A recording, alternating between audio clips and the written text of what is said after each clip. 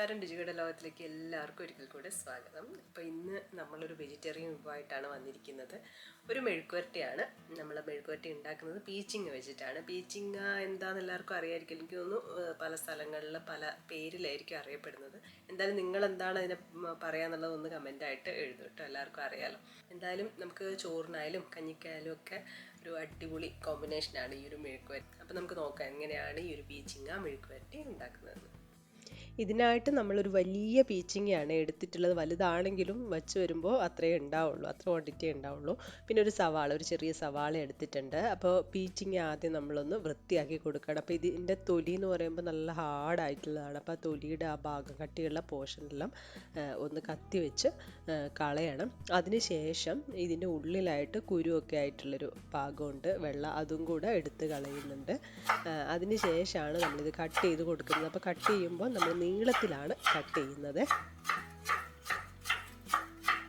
ഇത് മൊത്തം കട്ട് ചെയ്ത് കഴിഞ്ഞു. ഇനി ഇത് ഒരു പ്ലേറ്റിലോട്ട് മാറ്റി വെച്ചിട്ട് ഇനി സവാള കട്ട് ചെയ്യാം. സവാളയും നമ്മൾ നീളത്തിൽ തന്നെയാണ് കട്ട് ചെയ്ത് എടുക്കുന്നത്.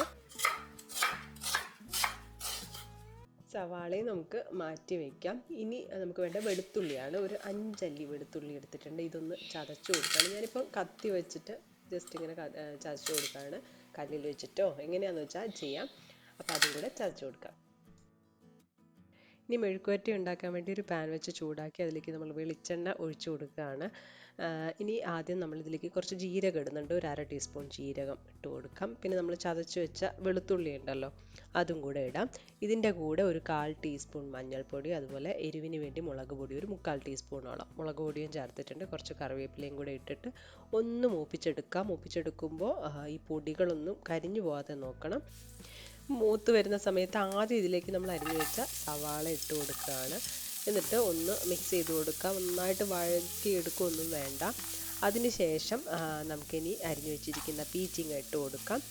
ആവശ്യമായിട്ടുള്ള ഉപ്പും കൂടെ ചേർത്ത് കൊടുക്കുകയാണ്. എന്നിട്ട് നല്ലപോലെ ഒന്ന് മിക്സ് ചെയ്ത് നമ്മൾ ചേർത്ത മസാലയൊക്കെ എല്ലാ ഭാഗത്തും പിടിക്കുന്ന പോലെ മിക്സ് ചെയ്ത് കൊടുക്കാം. ഇനി ഇത് നമ്മൾ അടച്ചു വെച്ചിട്ട് വേവിക്കുകയാണ്. ലോ ഫ്ലെയിമിൽ ചെറിയ തീയിൽ അടച്ചു വെച്ചിട്ട് വേവിച്ച് കൊടുക്കാം. ഇടയ്ക്കൊന്ന് ഇളക്കി കൊടുക്കാൻ മറക്കരുത്. അപ്പോൾ ഇതിപ്പം റെഡി ആയിട്ടുണ്ട്, നല്ലപോലെ മുരിഞ്ഞ് വന്നിട്ടുണ്ട്. നമുക്ക് സ്റ്റൗ ഓഫ് ചെയ്യാം.